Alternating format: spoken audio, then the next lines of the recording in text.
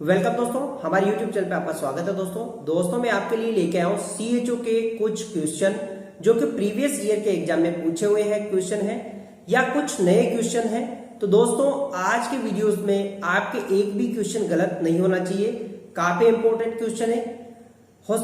हो सकता है राजस्थान CHO या MP CHO में इन क्वेश्चन को पूछा जाए। अगर दोस्तों आप हमारे YouTube चैनल पर नए हैं तो चैनल को सब्सक्राइब कर दीजिए ताकि आपको आने वाली वीडियोस की नोटिफिकेशन मिलती रहे और मैं आपके लिए ऐसे वीडियोस को बनाता रहूं। तो चलते हैं दोस्तों अपने पहले क्वेश्चन की तरफ। यहां पर बात करें, how many days zinc tablet given in diarrhoea control programme. जो डायरिया कंट्रोल प्रोग्राम होता है उसमें कितनी जिंक की टेबलेट दी जाती है? 14 डेज, 6 डेज, 20 डेज, 5 डेज। तो कितने दिन के लिए दी जाती है डायरिया कंट्रोल प्रोग्राम के अंतर्गत? तो यहां पे करेक्ट आंसर क्या होगा? यहां पे करेक्ट आंसर है वो है 14 डेज, यानी कि 14 डेज के लिए जिंक की टेबलेट दी जाती है। इसके के अंदर भी दो ग्रुप्स हैं। एक ग्रुप की अगर बात करें तो 2 to 6 मंथ्स वाला, 6 मंथ वाला। दूसरा ग्रुप है 6 month to 5 year age group वाला। ये दो ग्रुप होते हैं। इस ग्रुप के अंदर 10 mg की टेबलेट दी जाती है। कितने mg की? 10 mg की। कितने दिन के लिए? 14 डेज के लिए। और 6 मंथ्स टू 5 ईयर वाले को दी जाती है 20 mg की टेबलेट दी जाती है। कितने दिन के लिए? 14 डेज के लिए। तो ये हो सकता है आपसे एग्जाम में यहां से पूछा जाए और ये भी पूछा जा सकता है आपसे, और यहां से भी क्वेश्चन पूछा जा सकता है। तो यानी कि ठीक है, तो ये यहां पर आप इसको पढ़ सकते हैं। चलते अपन नेक्स्ट क्वेश्चन की तरफ।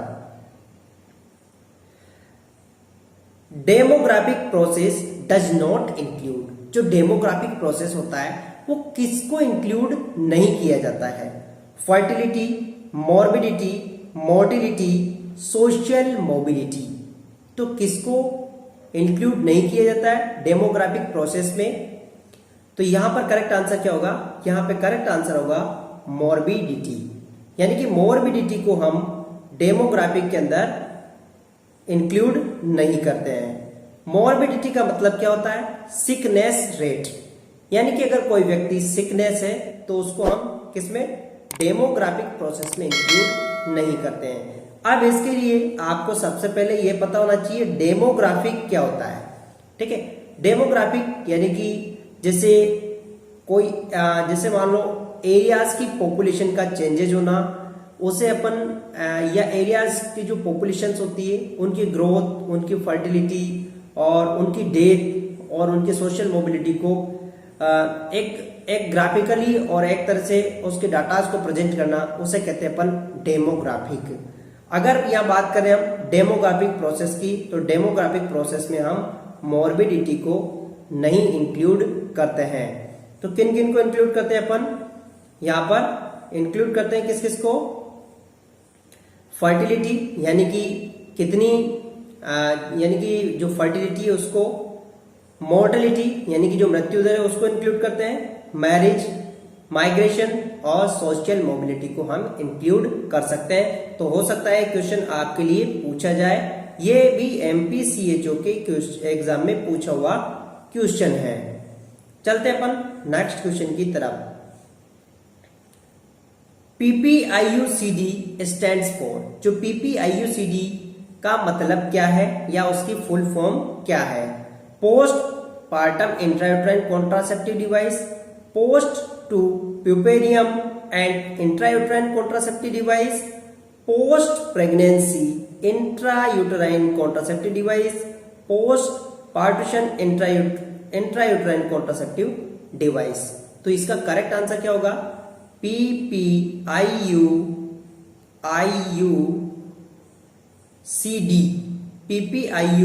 का फुल फॉर्म क्या होगा? तो इसका फुल फॉर्म है पोस्टपार्टम इंट्रायूटराइन कॉन्ट्रासेप्टिव डिवाइस।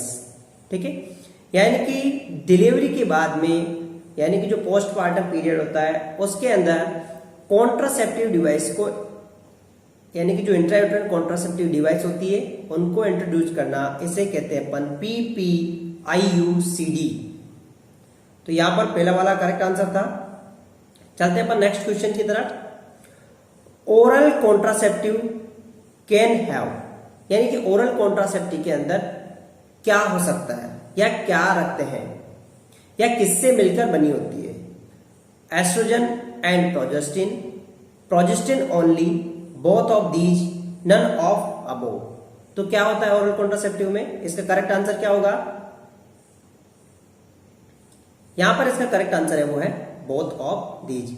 जो ओरल कॉन्ट्रासेप्टिव होती है, ओरल कॉन्ट्रासेप्टिव पिल्स होती है, दो तरह की होती है, सिंगल और कंबाइन। हम बात करें कंबाइन की तो क्या है? एस्ट्रोजन प्रोजेस्टेरोन, और सिंगल की बात करें तो कौन? Progestin only. तो दोनों प्रकार से होती है, यानी कि यहां पर करेक्ट आंसर होगा अपना तीसरा वाला। चलते अपन नेक्स्ट क्वेश्चन की तरफ। फुल फॉर्म ऑफ SAM, ये क्वेश्चन पूछा जा सकता है, तो ये भी काफी इंपॉर्टेंट क्वेश्चन है। Serious anaemic malnutrition, severe anaemic mother, severe acute malaria, severe acute malnutrition. तो करेक्ट आंसर क्या है SAM का?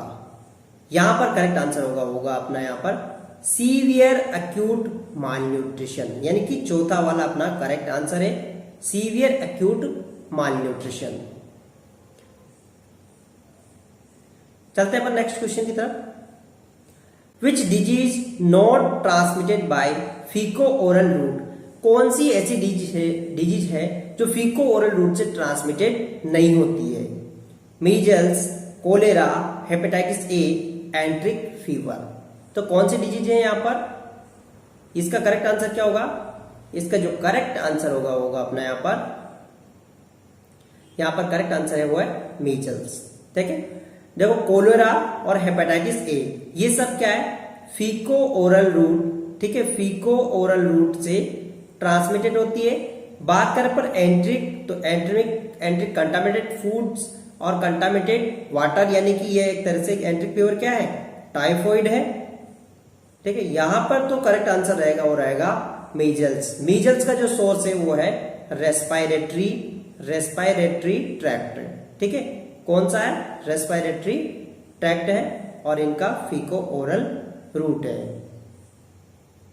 चलते हैं नेक्स्ट क्वेश्चन की तरफ। Most common cause of death due to diarrhoea is, most common death क्यों होती है डायरिया के अंदर? Vomiting, abdominal pain, lethargy, dehydration. तो किसकी वजह से होती है? यहां पर अपना करेक्ट आंसर क्या रहेगा? यहां पे करेक्ट आंसर है वो है डिहाइड्रेशन। जो सबसे ज्यादा जो डेथ होने का कारण है वो है डिहाइड्रेशन, क्योंकि डायरिया के अंदर क्या होते हैं? इलेक्ट्रोलाइट इम्बैलेंस हो जाते हैं और डिहाइड्रेशन हो जाता है, और इसकी वजह से बाद में सर्कुलेटरी कोलैप्स हो जाता है और हाइपोटेंशन हो जाता है और पेशेंट की डेथ हो जाती है। तो यहां पर करेक्ट आंसर है वो है डिहाइड्रेशन। चलते हैं नेक्स्ट क्वेश्चन की तरफ। Most of vaccine should be stored at temperature, यानी कि जो मोस्ट ऑफ वैक्सीन यानी कि मैक्सिमम वैक्सीन किस टेम्परेचर पर स्टोर किए जाते हैं? किस टेम्परेचर पर स्टोर किए जाता है? तो यहां पर करेक्ट आंसर क्या होगा? 0 to 4 degree Celsius, 2 to 6 degree Celsius, 2 to 8 degree Celsius, 0 to 8 degree Celsius. तो यहां पे करेक्ट आंसर क्या है? यहां पे करेक्ट आंसर है वो है 2 to 8 डिग्री सेल्सियस, यानी कि ये अपना करेक्ट आंसर होगा। जो मैक्सिमम जो वैक्सीन होता है, यानी कि मैक्सिमम का मतलब जितने भी वैक्सीन होते हैं मैक्सिमम किससे? 2 to 8 डिग्री सेंटीग्रेड पर ही स्टोर किए जाते हैं। चलते हैं नेक्स्ट क्वेश्चन की तरफ। All are minor reaction of DPT vaccine except, ठीक है, यानी कि एक को छोड़कर सब माइनर रिएक्शन है। तो अब यानी कि एक आपको इसके अंदर, यानी कि एक को छोड़कर 3 इसके अंदर माइनर रिएक्शन है और एक सीवियर रिएक्शन है। तो क्या है इसका करेक्ट आंसर होगा? Mild fever, pain at site of injection, rashes, excessive crime. तो क्या है यहां पर करेक्ट आंसर? यहां पे जो अपना करेक्ट आंसर है वो है रेशेस। ठीक है, जो रेशेस होता है ये सीवियर कंडीशन में होता है, यानी कि सीवियर कंडीशन होती है उसमें रेशेस अपीयर हो जाते हैं। Mild fever, pain at site और एक्सेसिव क्राइम ये नॉर्मल रिएक्शन है। तो यहां पर करेक्ट आंसर है वो है rashes. Route of administration and dose of BCG vaccine for 3 months old baby, यानी कि जो 3 महीने के बच्चे के लिए कौन से रूट से और कितनी डोज बीसीजी की दी जाएगी? Intradermal 0.1 ml, subcutaneous 0.1 ml, intramuscular 0.5 ml, subcutaneous 0.1 ml। तो यहां पे करेक्ट आंसर क्या होगा? यहां पे जो करेक्ट आंसर है वो अपना है इंट्राडर्मल 0.1 ml। बात करें अपन जो बीसीजी होता है, अगर बीसीजी जो वैक्सीन है 8 बर्थ पर दिया गया है, किस पे दिया गया? 8 बर्थ पर। तो 8 बर्थ पर ये दिया जाता है 0.05 ml। अगर आपने 8 बर्थ पर नहीं दिया है तो 1 महीने के बाद अगर आप देंगे तो आप 1 महीने से लेकर 1 साल तक, 1 महीने से लेकर 1 साल तक कितना देना आपको? 0.1 ml। और किस रूट से देना है? इंट्राडर्मल रूट से देना है।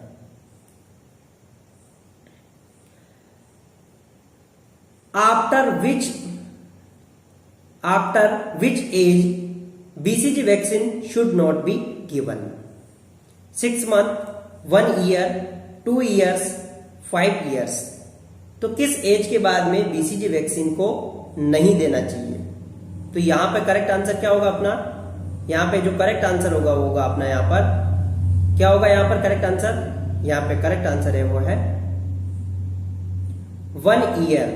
ठीक है, 1 year, जो 1 year है इसके बाद में आपको बीसीजी वैक्सीन को नहीं देना है, 1 year की एज के बाद में। इन्फेंट मोर्टेलिटी रेट इज, यानी कि इन्फेंट मोर्टेलिटी रेट क्या है? द इन्फेंट डेथ पर 1000 live birth, the infant death पर 1000 डिलीवरीज, द इन्फेंट डेथ पर 1 lakh birth live birth, the number of infant 1000 population every years. तो क्या किसे कहते हैं अपन? इन्फेंट मोर्टेलिटी रेट किसे कहते हैं अपन? तो यहां पे करेक्ट आंसर क्या होगा अपना? यहां पे जो करेक्ट आंसर है वो है इन्फेंट डेथ पर 1000 लाइव बर्थ। ठीक है, ये अपना करेक्ट आंसर है। यानी कि जो आईएमआर होती है, आईएमआर होती है वो किसे कहते हैं अपन? इन्फेंट डेथ पर 1000 लाइव बर्थ को। चलते हैं अपन नेक्स्ट क्वेश्चन की तरफ। A patient treated at home is allotted which color code according to IMNCI coding? ठीक है, यानी कि किस कलर कोड का जो बेबी है या किस कलर कोड के पेशेंट को होम पर ट्रीट किया जा सकता है IMNCI के अनुसार। ठीक है, integrated management neonate childhood illness के अनुसार इस प्रोग्राम के अंतर्गत किस कलर कोड वाले को होम पर ट्रीट किया जाता है? Pink, red, green, yellow. तो यहां पर करेक्ट आंसर क्या होगा अपना? यहां पे जो करेक्ट आंसर है वो अपना है ग्रीन कलर वाला। जो ग्रीन कलर कोडिंग वाला है उसको हम घर पर ट्रीट कर सकते हैं। मैं आपको इसके कलर कोडिंग के बारे में बता देता हूं। देखो, बात करें अपन यहाँ पिंक कलर की, तो पिंक कलर किसको दिया जाता है? यानी कि जिसको रेफरल अर्जेंटली होती है। ठीक है, यानी कि जिसको अर्जेंसी होती है, अर्जेंटली रेफर करने की आवश्यकता होती है, उसे पिंक कलर। येलो कलर की बात करें अपन, यानी कि चाइल्ड नीड्स स्पेसिफिक एंटीबायोटिक और मलेरियन और ओआरटी। ठीक है, तो इनसे अगर जो ट्रीट होता है उसे येलो कलर दिया जाता है। और child no needs medicine advice home care को हम ग्रीन कलर देते हैं। किसके अंदर? IMNCI के अंतर्गत। ठीक है, तो ये स्ट्रेटजी है मैनेजमेंट की। तो पूछा जा सकता है आपसे, इस कलर के बारे में पूछा जाए या इस कलर के बारे में पूछा जाए या इस कलर के बारे में पूछा जाए। चलते हैं अपन next. There is no herd immunity against, यानी किसके अगेंस्ट हर्ड इम्यूनिटी नहीं पाई जाती है? Diphtheria, chicken pox, poliomyelitis, tetanus. तो किसके अगेंस्ट नहीं पाई जाती है हर्ड इम्यूनिटी? यहां पे जो करेक्ट आंसर है वो है टिटेनस। ठीक है, करेक्ट आंसर है वो है टिटेनस। टिटेनस के अगेंस्ट हर्ड इम्यूनिटी नहीं पाई जाती है। हर्ड इम्यूनिटी किसे कहते हैं? यानी कि जो कम्युनिटी की जो इम्यूनिटी होती है, जो कम्युनिटी की जो इम्यूनिटी होती है उसे कहते हैं अपन हर्ड इम्यूनिटी। ये बहुत इजी क्वेश्चन है। आशा वर्कर वर्क्स फॉर पॉपुलेशन। ठीक है, एक आशा वर्कर है, वो कितनी पॉपुलेशन के ऊपर काम करती है? 3000, 1000, 5000 और 400। तो यहां पर करेक्ट आंसर क्या होगा? यहां पे करेक्ट आंसर है वो है 1000। 1000 जो पॉपुलेशन होती है उसके ऊपर होती है कौन? एक आशा होती है। ठीक है, एक आंगनवाड़ी भी 1000 पॉपुलेशन के ऊपर, सॉरी एक आंगनवाड़ी नहीं, एक आशा। ठीक है, एक आशा होती है वो किसके ऊपर होती है? 1000 पॉपुलेशन के ऊपर, और एक आंगनवाड़ी वर्कर भी 1000 पॉपुलेशन के ऊपर ही होती है।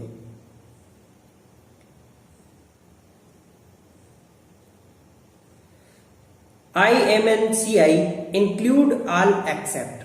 ठीक है, IMNCI के अंदर किसको इंक्लूड किया जाता है? Sorry, IMNCI include all except. ठीक है, एक को छोड़कर सबको इंक्लूड कर दिया है IMNCI। तो किसको इंक्लूड नहीं किया जाता IMNCI के अंदर? Tetanus, acute respiratory tract infection, measles और मलेरिया। यानी कि हम बात कर रहे हैं, क्वेश्चन का मीन्स क्या है? IMNCI। ठीक है, IMNCI के अंदर किस किस डिजीज को ट्रीट किया जाता है, ये इसका मीन्स है। यानी कि हम बात करें यहां पर, तो इसके अंदर कौन से ऐसे डिजीज है जो IMNCI के अंतर्गत नहीं ट्रीट की जाती है? तो करेक्ट आंसर क्या है यहां पर? यहां पे जो करेक्ट आंसर है वो है टिटेनस। टिटेनस को IMNCI integrated management neonate childhood illness के अंतर्गत उसको ट्रीट नहीं की जाती है। IMNCI के अंतर्गत जो ट्रीट करने वाली जो डिजीज होती है, मैं उनको एक बार दिखा देता हूं आपको। देखो, जो IMNCI के अंदर मीजल्स को ट्रीट किया जाता है, डायरिया को ट्रीट किया जाता है, एड्स को ट्रीट किया जाता है, न्यूमोनिया, मलेरिया, नियोनेटल। ठीक है, 25%। यानी कि कहने का मतलब यह है कि जो IMNCI है, ये 5 वर्ष तक के जो बच्चे होते हैं उनके अंदर डेथ या उनके अंदर जो डेथ होती है उस, यानी कि मोर्टेलिटी रेट होती है, उसको कम करने के लिए इन डिजीज को कंट्रोल में किया जाता है, जैसे कि डायरिया, मीजल्स, एड्स, निमोनिया और मलेरिया। लेकिन टिटेनस को इसके अंदर इंक्लूड नहीं किया गया है।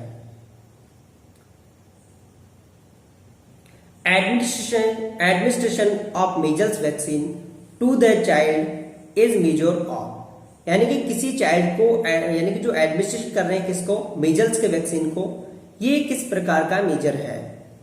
Treatment, health promotion, specific protection, rehabilitation. तो क्या है मीजल्स वैक्सीन? क्या है यहां पे करेक्ट आंसर क्या होगा?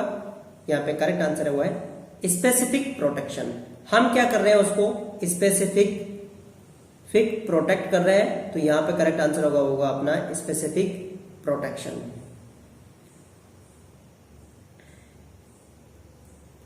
ये काफी इंपॉर्टेंट क्वेश्चन है, हो सकता है एग्जाम में पूछा जाए, तो इसको आप याद रख लेना।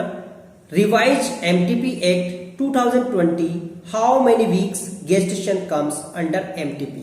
ठीक है, रिवाइज्ड MTP, जो MTP एक्ट है उसको रिवाइज कर दिया गया है 2020 के अंदर। तो इसके अंदर कितने वीक्स ऑफ गेस्टेशन को MTP के अंदर रखा गया है, यानी कि कितने महीने तक MTP के अंतर्गत अबॉर्ट करा सकते हैं? 20 वीक्स, 24 वीक्स, 28 वीक्स, 12 वीक्स। तो यहां पे करेक्ट आंसर क्या होगा? यहां पे जो करेक्ट आंसर है वो है 24 वीक्स, जो रिवाइज किया गया मार्च के अंदर। इसको रिवाइज किया गया किसको? MTP एक्ट को।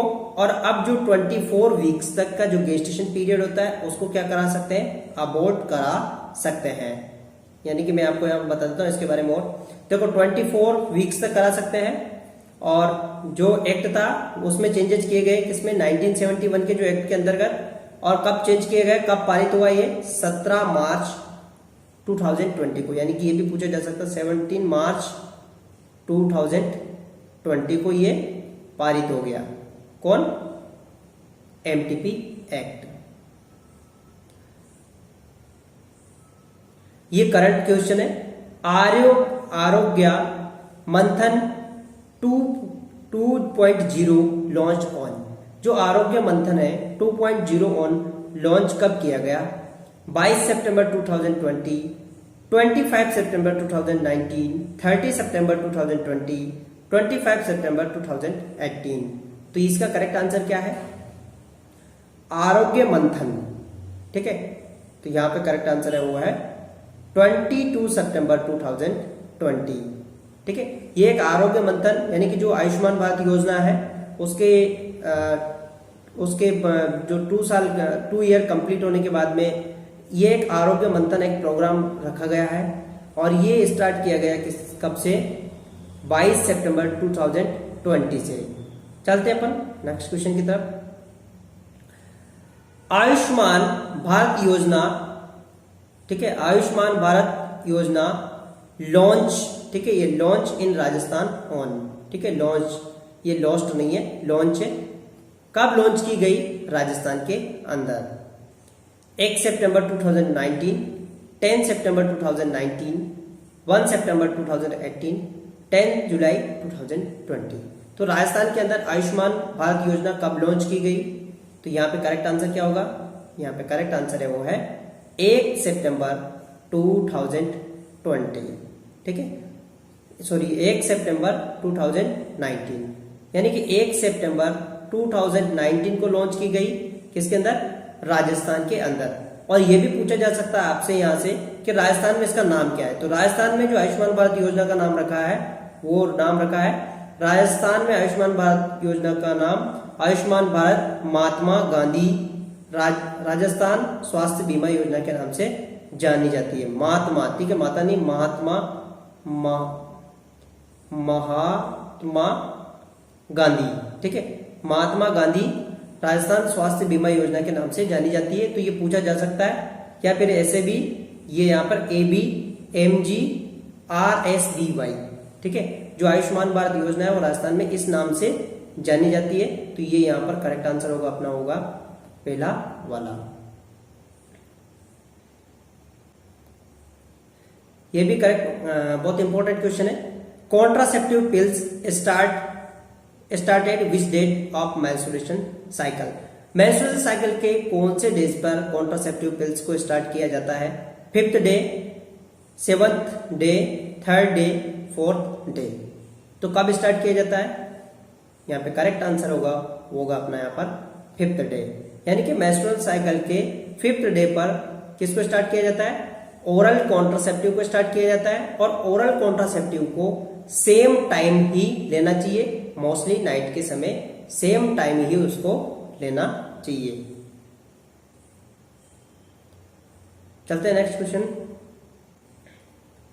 मिनी लेप क्या है? Tubal ligation, vasa different ligation, vasectomy, oral contraceptive. तो क्या है मिनी लेप? यहां पे करेक्ट आंसर क्या होगा? ट्यूबल लाइगेशन, यानी कि जो फेलोपियन ट्यूब होती है उसको लाइगेशन करने के लिए जो ऑपरेशन किया जाता है उसे कहते हैं अपन मिनी लेप ऑपरेशन। तो ये भी क्वेश्चन पूछा जा सकता है एग्जाम के अंदर। नॉर्मल रेस्पिरेटरी रेट पर minute for an adult at rest के समय अडल्ट की रेस्पिरेटरी रेट कितनी होती है? 12 to 20 breaths, 10 to 14 breaths, 10 to 20 breaths, 15 to 25 breaths. तो इसका करेक्ट आंसर क्या होगा अपना यहाँ पर? इसका करेक्ट आंसर है वो है 12 to 20 ब्रीथ्स। ठीक है, यहाँ पर करेक्ट आंसर है वो है 12 to 20 ब्रीथ्स। यानी कि जो नॉर्मल रेस्ट होता है, यानी कि रेस्ट पीरियड की बात करें, नॉर्मल रेस्ट में कितनी रेस्पिरेटरी रेट होती है? 12 से 20 ब्रीथ्स पर मिनट। तो थैंक यू दोस्तों, कल मिलते हैं नेक्स्ट क्वेश्चन के साथ में। अगर आप हमारे यूट्यूब चैनल पर नए थे तो चैनल को जरूर सब्सक्राइब कर दीजिएगा। तब तक के लिए